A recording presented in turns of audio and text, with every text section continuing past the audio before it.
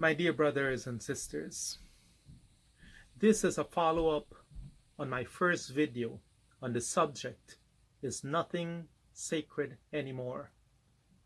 This is part 2, a wake-up call. Today I would like to address all of my self-respecting brothers and sisters. We need your help to influence good, positive, and wholesome changes in our society. I will take a moment to repaint the picture of concern, the degrading and disturbing scene which has become so commonplace at our weddings, Yajnas, Havans, wakes, and funerals. This is where we will always find groups of our people, sometimes including very influential individuals in our society, who are gathered around the car trunks, in the parking lots, or even out in the streets, drinking their alcohol and representing us in such a shameful way. In our last video, we described these embarrassing problems which plagues our Guyanese, American, Canadian society. Since then, it was brought to my attention that those of us who are from Trinidad has also been afflicted by this behavioral disease. In our last video, I even went out on a limb and questioned our very pride and our motivation as a people. Today, I'd like to talk about how each one of us can take responsibility to influence good, positive, and welcome changes in our own brothers, sisters, uncles, friends, sons, and even casual acquaintances, and help them to raise their level of moral thinking which translate into eventual behaviors. First, let us understand that if we ignore a problem, it does not just go away. Let's imagine for a moment that you have a wound on your arm. You do not take care of it, clean it, and disinfect it, but you cover it with a band-aid and you pretend that it is not there. When you do this, the wound just does not disappear. Instead, it just festers, gets worse, and gets you sick. And if left alone, it is possible that you may even lose the arm, or worse yet, even die of a nasty infection. We just cannot ignore this problem, because if we do, it will not just disappear. And for the rest of us who may think that since we do not engage in these types of activities, then somehow we are not guilty, think of this. If we see a problem and we say nothing about it, or we do nothing about it, then we become a part of the problem and not part of the solution.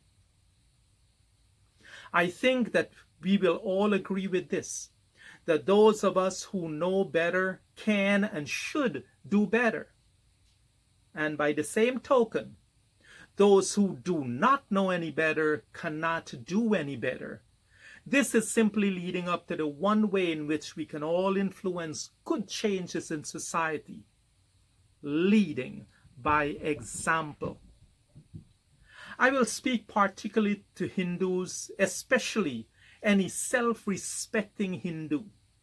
I am sure that many of you may have found yourselves in a situation where you were also partaking in the alcoholic beverages from the trunks of cars while at a wedding, yajna, wake, or funeral. And I will challenge you to this. If you are a self-respecting Hindu, you consider yourself a self-respecting Hindu, and you keep your self-respect intact, and you listen to your gods whispering in your ears as to what is right and what is wrong, then your own self-respect should motivate you to follow through in what you know to be right. And if every self-respecting Hindu were to do this, then we can make an immediate difference in this common degrading scene where our people are huddled together around a car trunk, drinking their liquor, and in shame, trying to be unnoticed by those who are passing by. Let us examine a part of my prior statement that I think caught some of your attention. Those who do not know better will not do better. It is very easy for us to say that yes, they know what is right from what is wrong.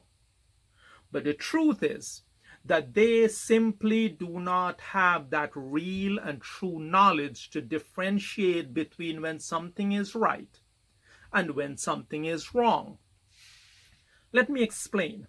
This might sound a bit rude, but if you cannot do better, you simply do not know any better. The fact of the matter is that if you do have the knowledge and you do not know how to use that knowledge to make a difference in your life, you really do not have the knowledge, do you? So I plead with you today, this puts the responsibility on the rest of us. What do I mean by this?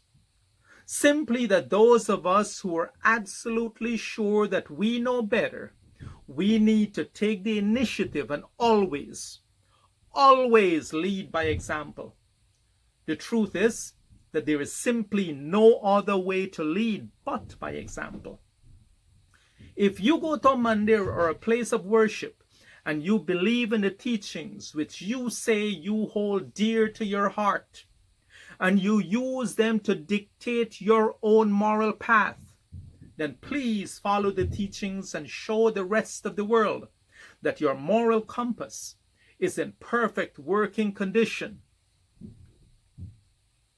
My friends, let us practice your everyday life. What you have learned is the right thing to do and the right way to live, which will be an example to others.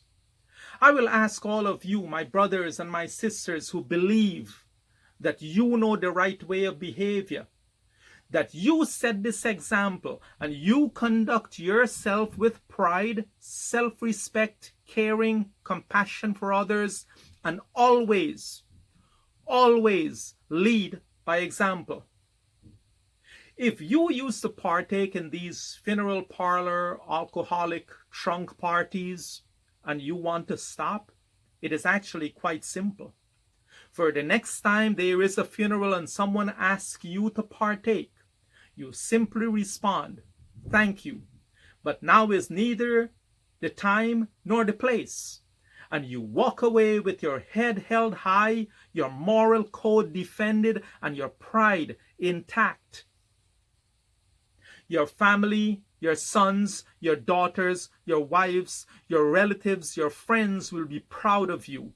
And believe me, those so-called friends who you may lose by not joining them in this nonsense, you can certainly do without them in your life. Furthermore, we must be able to differentiate between what separate mandir behavior from other less acceptable social behaviors. I personally do not like to see my fellow brothers or sisters dressed in their beautiful religious garments, drinking and out of their minds in intoxication. If you are a Hindu and you do this, I want you to think of how this makes our beautiful Hinduism look in the eyes of the rest of society. I encourage you to become one whom others will want to follow. I want you to be that person who walks the moral high ground instead of you following on that road of depravity. If you are a person to whom self-respect is important, if you are a person to whom the moral high road is your chosen path, if you are a person to whom your standing in society matters, and the perspective of your own character carries any weight, then I urge you to lead by example. Do this, my brothers and sisters, and we will definitely make the society around us so much better, more loving, kinder, gentler, more thoughtful of each other, engaging, tolerant, patient, and more human. Om Shanti, Shanti, Shanti. Om.